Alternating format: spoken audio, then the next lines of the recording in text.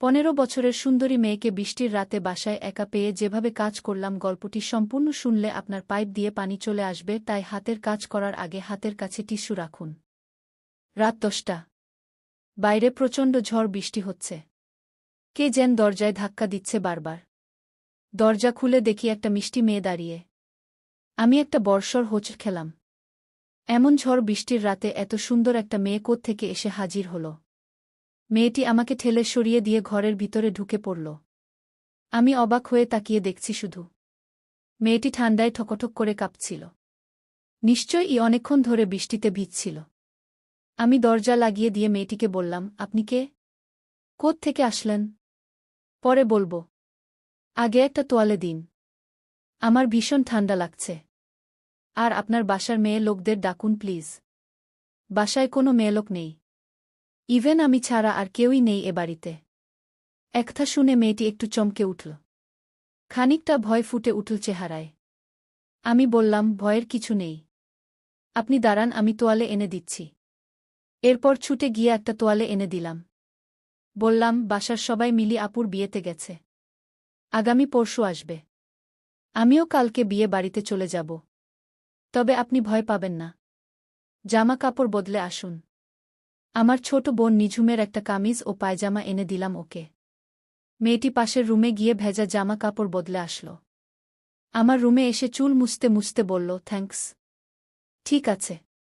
এবার তো বলুন কোথা থেকে এত রাতে? আমি ঢাকা থেকে বগুড়া যাচ্ছিলাম। রাস্তায় হঠাৎ আমাদের বাসটা ব্রেকফেল করেছে। ওটা ঠিক করতে সময় লাগছিল, সেই সময়ে এমন ঝড় বৃষ্টি। লোকজন ছুটাছুটি করে এদিক সেদিক চলে গেছে। আমি ছুটে এসে একটা দোকানের বারান্দায় আশ্রয় নিয়েছিলাম। কিন্তু 2-3টা লোক সেখানে এসে আমাকে বলতে বলতে মেয়েটি একবার ঢোক গিল। তারপর বলল, ওরা আমাকে বিরক্ত করছিল। খারাপ লোক বুঝতে পেরে সবকিছু ফেলে ছুটতে আরম্ভ করি। কিন্তু কোথাও কোনো বাড়ি চোখে পড়ছিল না। একদম ফাঁকা রাস্তায় আটকে ছিলাম আমরা। তারপর ছুটতে ছুটতে এই বাড়িটাই প্রথম চোখে পড়ল। আমি বললাম, ভালো করেছেন। কিন্তু এ বাড়িতে তো আর কেউ নেই। আমি একা একটা ছেলে। আপনার আমাকে ভয় করছে না? মেয়েটি আমার চোখের দিকে তাকিয়ে স্পষ্ট গলায় বলল, না। আপনার চোখে ভালো মানুষই ছাপ আছে। আর আপনাকে মোটেও আমার খারাপ লোক মনে হচ্ছে না। মেয়েটির কথা শুনে আমি হাসলাম। খুবই সহজ সরল একটা মেয়ে। কিন্তু দেখতে ভারী মিষ্টি। ওর বৃষ্টিভেজা চেহারাটা এখনও চোখের সামনে ভাসছে।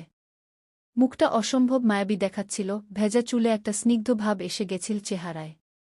আর ঠোঁট দুটো ভিজে এতটাই মোহময়ী হয়ে উঠেছিল যে এক মুহূর্তের জন্য হলেও মনে রোমান্টিক ভাবনার উদয় হয়েছিল। ইচ্ছে করছিল হাত দিয়ে একবার ওই ঠোঁট দুটো ছুঁয়ে দিই। মেয়েটির কথা শুনে চমকে উঠলাম। ও বলল, আপনাকে কি বিরক্ত করলাম? আরে না। বিপদে মানুষই তো মানুষের পাশে দাঁড়াবে, তাই না?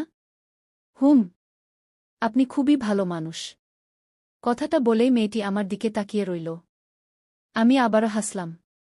চোখাচোখি হতেই বুকের ভিতরটা ধুকপুক করে উঠল। অনেক স্নিগ্ধ দেখাচ্ছে ওকে। ও বলল, আমি দুঃখিত। আরে এতে দুঃখিত হওয়ার কিছু নেই। আমি ভাবছি আপনাকে কি খেতে দেই? আমি তো হোটেলে খেয়ে এসেছি। বাসায় কোনো খাবার নেই। থাক, লাগবে না। আশ্রয় পেয়েছি, এটাই অনেক। এরপর মেয়েটা চুপচাপ আমার বিছানায় বসে রইল। আমি কি করব বুঝতে পারলাম না। ওকে একা রেখে অন্য ঘরে গিয়ে ঘুমিয়ে পড়ব? কিন্তু আমার তো ইচ্ছে করছে এখানেই সারারাত বসে ওকে দেখি। এমন সুন্দরী একটা মেয়ে নিজের ঘরে এসে দাঁড়ালে কি আর ঘর ছাড়তে ইচ্ছে হয়? ও বলল, আপনি গিয়ে ঘুমাতে পারেন। আপনার কষ্ট হচ্ছে? একদম না। আমার বেশ ভালো লাগছে। ভালো লাগছে কেন? জানি না। বলেই হাসলাম। হাসির অর্থ মেয়েটি হয়তো বুঝতে পেরেছে। সে ও মাথা নিচু করে হাসল। আমার হঠাৎ মনে পড়ল, পাশের রুমে বিস্কুট আছে হয়তো। ছুটে গিয়ে দেখি কয়েকটা বিস্কুট আছে। বিস্কুট কটা ও এক গ্লাস পানি এনে ওকে খেতে বললাম। ও দ্রুত সেগুলো খেয়ে বলল, থ্যাঙ্কস।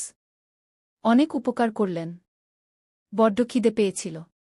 It's okay. আপনি কি ঘুমাবেন? হ্যাঁ। একটু চেষ্টা করি ঘুমানোর। খুব ঠান্ডা লেগেছিল তো। আমি মাথা ঝাঁকিয়ে বললাম, ওকে। আপনি তাহলে ঘুমান। আমি পাশের রুমে গিয়ে ঘুমিয়ে পড়ছি। মেয়েটিকে ও রুমে রেখে অন্য রুমে এসে শুয়ে পড়লাম। বিদ্যুৎ চলে গেছে, সৌরবিদ্যুতের আলো জ্বলছিল।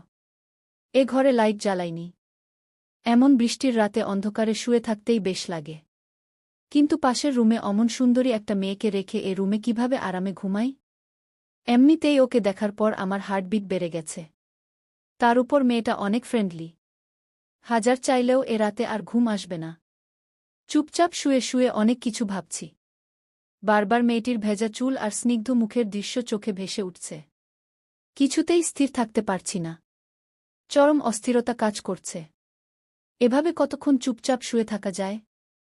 এমন সময় মেয়েটির গলা শুনতে পেলাম। ও এ ঘরের দরজায় এসে দাঁড়িয়েছে। বলল, আপনি কি ঘুমাচ্ছেন? না, ঘুমাইনি এখনো। আসুন। মেয়েটি ঠায় দাঁড়িয়ে রইল। বলল, আমার না একদমই ঘুম আসছিল না। তাই আপনাকে বিরক্ত করতে আসলাম। বারবার বলছেন বিরক্ত করার কথা। আমি মোটেও বিরক্ত হচ্ছি না। এমন সুন্দর একটা রাতে আপনার মতো কাউকে। কথাটা এ পর্যন্ত বলে থমকে গেলাম। খুব লজ্জা লাগল আমার। মেয়েটি চুপ করে দাঁড়িয়ে আছে। আমি বললাম, ভিতরে আসুন। অন্ধকার যে। এ ঘরের লাইটটা নষ্ট। আমার মোবাইলটাও ওই ঘরে। চলুন ওই ঘরে গিয়ে বসি। না, এ ঘরেই বসে গল্প করব। আমার অন্ধকারে বসে গল্প করতে খুব ভালো লাগে। মেয়েটি হাতরে হাতরে রুমে ঢুকল। তারপর বিছানার দিকে এগোতে লাগল। আমি কথা বলে যাচ্ছি আর ও আইডিয়া করে করে এগোচ্ছে। বিছানার কাছে আসতেই আমি অকস্মাৎ ওর হাত ধরে ফেললাম। হাত ধরে বললাম, এই তো এখানে আমি। আসুন, বিছানা এদিকে। তারপর নিজের খেয়াল হল। এ কি? আমি ওর হাত ধরে ফেলেছি অন্ধকারে। মেয়েদের হাত এত নরম হয় এটা আমার জানা ছিল না। এর আগে কখনো কোনো মেয়ের হাত ধরার সুযোগ পাইনি। আজই প্রথম। কিন্তু এত সফট আর মসৃণ কারো হাত হতে পারে এটা না ধরলে বুঝতাম না। মেয়েটি আমার একদম কাছে এসে বসল। তারপর আস্তে করে হাতটা ছাড়িয়ে নিতেই আমি বললাম, সরি। মেয়েটি কিছু বলল না। চুপ করেই বসে রইল। আমার এই রাতটাকে স্বপ্নের মতো মনে হচ্ছে। আমার বিছানায় পাশে একটি অপূর্ব মেয়ে বসা, পুরো ঘরে অন্ধকার, বাইরে ঝমঝম করে বৃষ্টি হচ্ছে, মেয়েটি আমার একদম কাছে বসে আছে। ভাবতেই আমার হার্টবিট বেড়ে গেল। আমি কিছুক্ষণ চুপ থেকে বললাম, বাইরে খুব সুন্দর বৃষ্টি হচ্ছে তাই না? মেয়েটি মৃদুস্বরে বলল, হ্যাঁ। রোমাঞ্চকর রাত। কথাটা বলেই লজ্জা পেলাম। আজ যে আমার হয়েছেটা কি? একটু আগেই হুট করেই ওর হাত ধরে ফেলেছি। এখন আবার মুখ ফসকে এমন একটা কথা বলে ফেললাম। কি জানি এরপর আরও ভয়ঙ্কর কিছু করে ফেলি নাকি। মেয়েটি বলল, আপনি বিয়ে করেননি? না, করিনি। এখনও পড়াশোনাই শেষ করতে পারিনি। ও আচ্ছা। বাসায় কে কে থাকে? বাবা মা, ভাইয়া ভাবি আর আমি। আর আপনার? আমরা দুবোন, আব্বু আম্মু আর দাদা দাদি। এরপর দুজনেই অনেকক্ষণ চুপচাপ। আমি কি বলবো বুঝতে পারছি না। বাইরে প্রবল বর্ষণ শুরু হয়েছে।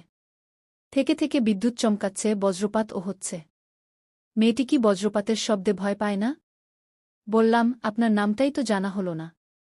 আমি নীলাম্বরী। বাহ, খুব সুন্দর নাম তো। কিসে পড়েন? অনার্স ফার্স্ট ইয়ারে। এরপর আবারও দুজনেই অনেকক্ষণ চুপচাপ। গল্প করার জন্য একটা টপিক খুঁজে বের করা দরকার। এভাবে তো চুপচাপ বসে থাকাও যায় না। কিন্তু কি বিষয়ে গল্প করা যায়? আমার তো এই মুহূর্তে মেয়েটি ছাড়া আর কিছুই মাথায় আসছে না। শুধু নীলাম্বরীর মুখটা দেখতে ইচ্ছে করছে। ঘরটা একদম গা অন্ধকার হওয়ায় ও আমার চেয়ে কতটা দূরত্বে বসে আছে তাও দেখতে পাচ্ছি না। তবে আন্দাজ করতে পারছি। ও আমার পাশেই বিছানায় পা তুলে বসে আছে নিশ্চয়ই। গলার স্বর খুব কাছে মনে হওয়ায় বুঝতে পেরেছি ও আমার একদম কাছেই বসে আছে। ইচ্ছে করছে ওকে একটি বার ছুঁয়ে দেখি। নীলাম্বরী বলল, আপনাকে একটা পার্সোনাল প্রশ্ন করি? অবশ্যই, বলুন। আপনার গার্লফ্রেন্ড নেই? নাহ, নাই। কেন নাই? ছিল একজন। গত বছর ব্রেক আপ হয়ে গেছে। তারপর আর নতুন করে রিলেশনে জড়ানো হয়নি। আপনার? আমি কখনোই রিলেশন করিনি। ছোট থেকেই অনেক প্রপোজাল পেয়েছিলাম কিন্তু ভেবেছিলাম আগে অনার্সে উঠি তারপর ওসব। এখন তো উঠেছেন। এখন প্রেম করবেন? আমার প্রশ্ন শুনে মেয়েটি শব্দ করে হেসে উঠল। আমি লজ্জা পেয়ে গেলাম। তবুও মনে হতে লাগল মাঝে মাঝে একটু নির্লজ্জ হতেও হয়। সবসময় লজ্জা পেলে কখনো প্রেম করা যায় না। তাই আরেকটু সাহস নিয়ে বললাম, হাসলেন যে? প্রেম করবেন না? হুম, করব। কিন্তু সেরকম কাউকে পেতে হবে তো। আগে পাই, তারপর ভেবে দেখব। এত কাছে এমন হ্যান্ডসাম একটা ছেলে বসে আছে। হাত বাড়ালেই যাকে ছোঁয়া যায়। তবুও আর কাউকে খুঁজতে হবে। কথাটা বলেই আমি মুখ টিপে হাসলাম। জানি না এরপর মেয়েটার রিয়্যাক্ট কেমন হবে। কিন্তু খুব ভয় হতে লাগল। যদিও রেগে যায়। কিন্তু আমার ভয় কাটিয়ে দিয়ে নীলাম্বরী বলল, এত দ্রুত বুঝি কারো প্রেমে পড়া যায়? আমি তো পড়ে গেছি। কার? বারে? একটু আগে যার হাত স্পর্শ করলাম। ওই বৃষ্টিস্নাত চেহারা দেখেই তো আমার মনের ঘণ্টা বেজে গেছে। নীলাম্বরী বোধহয় খুব লজ্জা পেয়েছে। লাজুক লাজুক স্বরে বলল, সত্যি? হুম, সত্যি। একথা বলার পর আমার কেমন যেন লাগতে শুরু করল। বুকের ভিতরে ধিপুধিপ করছে। লাগামহীনভাবেই তো ওকে প্রপোজ করে বসলাম। জানি না কিভাবে নেবে ব্যাপারটা।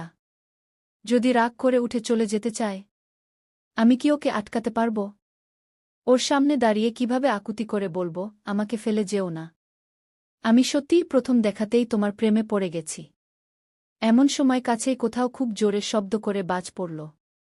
নীলাম্বরী ভয় পেয়ে চিৎকার করে উঠল, ও মা গো! আপনি কোথায়? ওকে ভয় পেতে দেখে আমি নিমেষেই অন্ধকারেই ওকে ধরে ফেললাম। একেবারে বুকের কাছে। ওর নিঃশ্বাস পড়ছে আমার গলায়।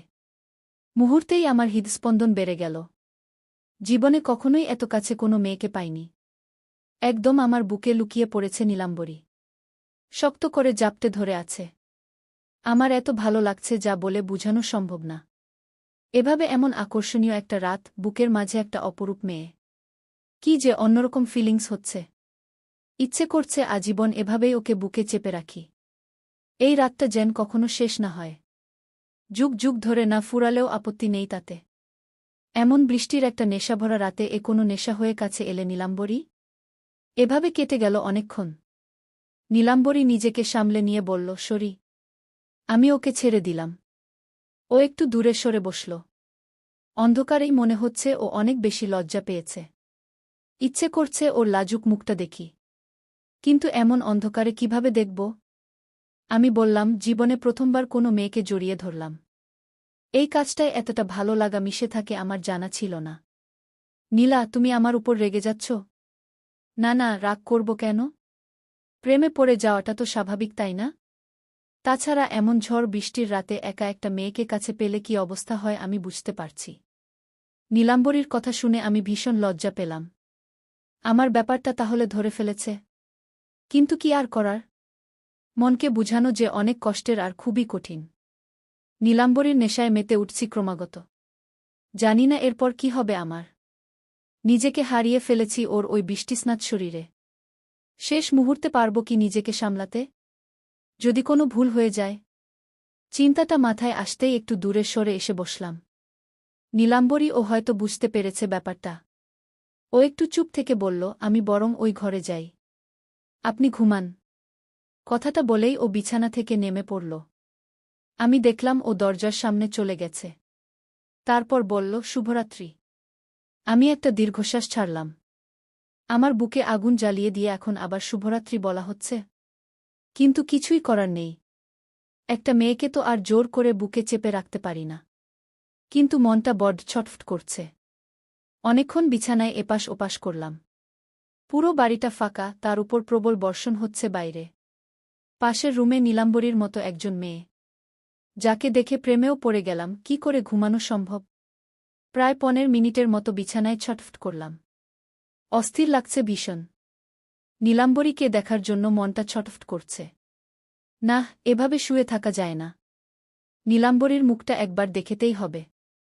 ওকে না দেখা অবধি আমার ঘুম আসবে না আমার। দ্রুত দরজার কাছে চলে আসলাম। 2 রুমের মাঝখানের দরজাটা ও খোলাই রেখেছে। ওর রুমে সৌর বিদ্যুতের মিটিমিটি আলো জ্বলছে। সেই টিমটিমে আলোয় যা দেখলাম তাতে আমার হৃদস্পন্দন আরও বেড়ে গেল। দ্রুত হার্টবিট বাড়তে লাগল। চোখ বন্ধ করে শুয়ে আছে নীলাম্বরী। এক রাশ ভেজা চুল এসে পড়েছে ওর মায়াবী মুখটার উপর। এতটাই মিষ্টি দেখাচ্ছে ওকে যা ভাষায় প্রকাশ করা সম্ভব না। আমার খুব ইচ্ছে করছে ওর মুখটা একবার ছুঁয়ে দেখি, ইচ্ছে করছে আলতো করে সরিয়ে দিই ওই চুলগুলো। ইচ্ছেটা নেশায় পরিণত হতে সময় লাগল না।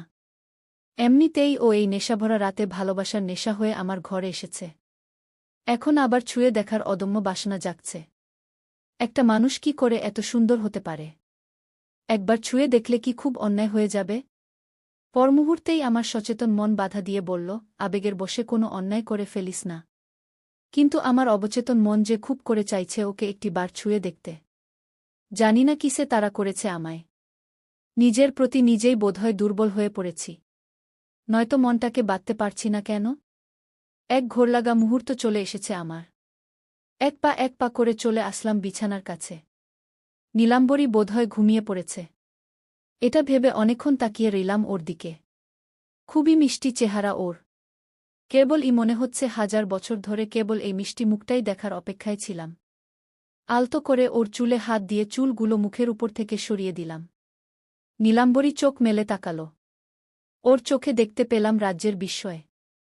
আমি ওর সামনে বসে এতক্ষণ ওর দিকেই চেয়েছিলাম, এটা ও বুঝতে পারেনি। কিন্তু হাত দিয়ে চুলগুলো সরিয়ে দিলাম তা ওর কাছে সত্যিই অনেক বিস্ময়ের। ও মিটিমিটি করে তাকাচ্ছে আমার দিকে। আমি গভীর আবেগে ওকে দেখছি। ইচ্ছে করছে সারা জীবন এভাবে চেয়ে থেকে কাটিয়ে দিই। ওর দিকে তাকিয়ে সবকিছুই সহ্য করতে পারব আমি। এমন সুখ আর কিছুতেও পাব না। যখন নিষ্পলকভাবে চেয়ে চেয়ে এসব ভাবছি, নীলাম্বরী বলল, আপনি? আমি ঘোরের মাঝেই বললাম, তোমাকে সারাক্ষণ দেখতে ইচ্ছে করছে। জানি না এই কয়েক মুহূর্তেই কি মায়ে জড়িয়ে ফেলেছ আমায়। আমি একা ও ঘরে ঘুমাতে পারছি না। ইচ্ছে করছে তোমার পাশেই বসে থাকি আর তোমায় দেখি। নীলাম্বরী উঠে বিছানায় হেলান দিয়ে বসল। আমি এখন ওর একদম সামনাসামনি। আমার বুকের ভিতরে দ্রুত কাঁপুনি হচ্ছে। হার্টবিট এত জোরে হচ্ছে বুঝি আরেকটু হলেই ফেটে যাবে। ঘরের আলো ধীরে ধীরে কমে আসতে শুরু করেছে। নীলাম্বরী বলল, এ কি? আলো হঠাৎ কমে গেল কেন? সোলার প্যানেল তো। বোধহয় চার্জ শেষের দিকে। যদি চার্জ শেষ হয়ে যায়, তাহলে কি অন্ধকারেই বসে থাকব? এখনও তো পুরো রাতটাই বাকি। আমি বললাম, ফোনের টর্চ জ্বালিয়ে রাখ, ভয় পেও না। আর আমাকে ভয় পাওয়ার দরকার নাই। নীলাম্বরী হেসে বলল, আপনাকে ভয় পাব কেন? আপনি কি বাঘ না ভাল্লুক? বলেই খিলখিল করে হাসতে লাগল। আমি হেসে বললাম, বাঘের চেয়েও আমাকে বেশি ভয় পাওয়া উচিত। বাব্বাহ, আপনি এতই ভয়ঙ্কর। আমার তো মোটেও ভয় লাগছে না। বরং ইচ্ছে করছে বাঘটাকে কামড়ে দিই। কি বললা? নীলাম্বরী জিহ্বায় কামড় দিয়ে বলল, সরি। অন্য কিছু মনে করবেন না প্লিজ। আমি মজা করে বললাম, বাঘ তো মানুষকে কামড়ায়। আমি তো বাঘকে ভয় পাই না, তাই আমি বাঘকে কামড়ে দিতে পারব। মাইন্ড করবেন না প্লিজ। আমি হেসে বললাম, ঠিক আছে, ব্যাপার না। ঘরের আলো আরও একটু কমে এসেছে। এখন আবছা অন্ধকারে নীলাম্বরীকে আরও বেশি মায়াবী লাগছে। আমার হৃদস্পন্দন এত জোরে হচ্ছে, ঝড় বৃষ্টি না হলে হয়তো নীলাম্বরী শুনতে পেত সে শব্দ। আবছা অন্ধকারে বসে দুজন দুজনের দিকে তাকিয়ে কথা বলছি। এক একটা শব্দ অন্যরকম ভালো লাগা হয়ে কানে বাজছে। আমি মেয়েটার প্রতি সত্যিই একটু দুর্বল হয়ে পড়েছি। বললাম, নীলাম্বরী। হ্যাঁ বলুন। আমি সত্যিই তোমাকে ভালোবাসতে শুরু করেছি। নীলাম্বরী চমকে উঠল। মুখ দেখে মনে হচ্ছে ওরও বুকের ভিতর ঝড় শুরু হয়ে গেছে। ও সর্বোচ্চ চেষ্টা করছে সেটা লুকানোর। কিন্তু পারছে না। লজ্জায় লাল হয়ে উঠল। আমি বললাম, আমাকে কি ভালো লাগছে না? নীলাম্বরী একটু চুপ থেকে বলল, আপনি অনেক ভালো ছেলে। কিন্তু কিন্তু কি? এভাবে কি ভালোবাসা হয়? ভালোবাসা কিভাবে হয় নীলাম্বরী? এমন মায়াবী এক রাতে অদ্ভুত মায়া হয়ে তুমি আমার ঘরে এলে। তোমাকে ভালোবেসে কি ভুল করলাম আমি? না। কিন্তু তবুও কি? আমার উপর বিশ্বাস পাচ্ছ না? পাচ্ছি, কিন্তু ব্যাপারটা কেমন যেন লাগছে। এভাবে হঠাৎ দেখায় কি প্রেম হয়? অনেকেরই হয়। প্রেম এমন একটা জিনিস যা 1 বছর সময় নিয়েও হতে পারে, আবার 1 সেকেন্ডেও হতে পারে। Really I love you Nilambari. Nilambari আমার দিকে তাকিয়ে আছে অবাক হয়ে। ঘরটা প্রায় অন্ধকার হয়ে গেছে। আলো নিভে গেছে প্রায়। ঝাপসা আলোয় ওর মুখে এক উত্তেজনা দেখছি আমি। ও আস্তে আস্তে বলল, আমি কখনো কাউকে ভালোবাসিনি। যদি আমাকে ছেড়ে চলে যান? পাগল হয়েছ? আমাকে বুঝতে পারছো না তুমি? তোমার নেশায় মাতাল হওয়া এই ছেলেটা কিছুতেই তোমাকে ছাড়তে পারবে না। আর ছাড়লেও এ বাড়ির দরজা তোমার জন্য খোলা থাকল। নিজে এসে নিজ হাতে আমাকে খুন করে যেও। নীলাম্বরী করুণ গলায় বলল, এভাবে বলবেন না প্লিজ। সত্যি কথা বলতে আমারও আপনাকে ভালো লেগেছে। আপনি আমাকে জড়িয়ে ধরার পর এত ভালো লাগছিল, ইচ্ছে করছিল সারা জীবন ও বুকে মাথা রেখে কাটিয়ে দিই। নীলাম্বরীর এ কথা শোনার পর আমার কি যে হয়ে গেল। আমার ইচ্ছে করছিল ওকে বুকে জড়িয়ে ধরতে। কিন্তু নিজেকে সামলে নিলাম। যেটুকু আশা করেছিলাম সেটুকু তো পেয়ে গেছি। এর চেয়ে বেশি চাই না। নীলাম্বরী বলল, ভালোবাসার মানেটা কি আপনার কাছে? অনুভূতি, বিশ্বাস, পাশে থাকা আর একে অপরকে ভালো রাখা। এই যে আপনি আমাকে ভালোবেসে ফেলেছেন, আপনার কি আমাকে বিশ্বাস হচ্ছে? কেন হবে না? তোমাকে যথেষ্ট ভালো মানুষ মনে হচ্ছে। মনে হওয়া আর হওয়ার মাঝে একটা পার্থক্য আছে। আমি বাইরে ভালো ব্যবহার করছি, কিন্তু সত্যিকার অর্থে আমি মেয়েটা ভালো নাও হতে পারি। সেটা বিশ্বাস করা কঠিন হবে। কারণ তোমার মায়াবী মুখে একটা পবিত্রতার ছাপ আছে। তোমাকে অবিশ্বাস করা যায় না। নীলাম্বরী হেসে বলল, ভালো বলেছেন। কিন্তু আপনাকে বিশ্বাস করতে তো আমার একটু হলেও কষ্ট হচ্ছে। অবিশ্বাস করার মতো কিছু করেছি কি? হয়তো বা। নীলাম্বরীর একটা শুনে আমার মুখ শুকিয়ে গেল ভয়ে। নিজের অজান্তেই তো অনেক কিছুই করলাম। লুকিয়ে লুকিয়ে ওকে দেখলাম, মুখের উপর থেকে চুল সরিয়ে দিলাম। কোনো কাজ হয়তো ওর কাছে বাড়াবাড়ি ও মনে হতে পারে। লজ্জিত মুখে বললাম, যদি সত্যিই সেরকম কিছু করে থাকি তাহলে আমি সরি নীলাম্বরী। কিন্তু এটুকু বলতে পারি, তুমি আমাকে বিশ্বাস করতে পারো। আমার বিশ্বাস অর্জন করতে চাইলে তো আপনাকে একটা পরীক্ষা দিতে হবে। কি পরীক্ষা? আমার আপনার সাথে বসে গল্প করতে খুবই ভালো লাগছে। একটু পরে হয়তো পুরো ঘরটা অন্ধকার হয়ে যাবে। সেই অন্ধকারেই আমরা দুজন বসে গল্প করব। বৃষ্টির শব্দ শুনতে শুনতে একে অপরকে বুঝার চেষ্টা করব। কিন্তু আপনি কোনোভাবেই আমাকে স্পর্শ করতে পারবেন না। যদি এই পরীক্ষায় উত্তীর্ণ হতে পারেন, আমি আপনাকে ভালোবাসব। আর যদি পারবেন না মনে হয়, তাহলে আপনি ওই রুমে চলে যান। আমি দরজা বন্ধ করে ঘুমিয়ে পড়ব। নীলাম্বরীর কথা শুনে অনেক ভালো লাগল আমার। ও ভালো প্রস্তাব দিয়েছে। আমি হয়তো নিজেকে সামলাতেই পারতাম না। হয়তো অজান্তেই কোনো ভুলও করে ফেলতে পারি। ও সত্যিই একটা ভালো মেয়ে। বললাম, আচ্ছা, আমি তোমার পরীক্ষা দিতে রাজি। নীলাম্বরী খুশি হয়ে বলল, আচ্ছা ঠিক আছে। এরপর দুজনেই অনেকক্ষণ চুপচাপ রইলাম। আমার বুকের ভিতর ধিপধিপ করছে। তবুও যথাসাধ্য চেষ্টা করছি ওর কথা রাখার জন্য। নীলাম্বরী বলল, ঝমঝম শব্দে বৃষ্টি হচ্ছে তাই না? বৃষ্টির শব্দ আপনার ভালো লাগে? হ্যাঁ। আমার খুব ভালো লাগে শুনতে। কি সুন্দর বৃষ্টি হচ্ছে। আমরা কি একে অপরের হাত ধরতে পারি? নীলাম্বরীর কথা শুনে চমকে উঠলাম। ঘরের আলো এই নিভে যাওয়ার উপক্রম। আলো নিভে যাওয়ার আগেই ওর হাতে হাত রাখলাম। নীলাম্বরীর হাত স্পর্শ করার পর মনে এক ধরনের সুখ অনুভূত হতে লাগল। কত সুন্দর একটা হাত! ওর মনটাও ওর স্পর্শের মতোই কোমল। এতকাল ধরে এমন একজনকেই খুঁজেছি আমি। নীলাম্বরী বলল, অন্ধকারে বসে থাকতে কেমন লাগছে?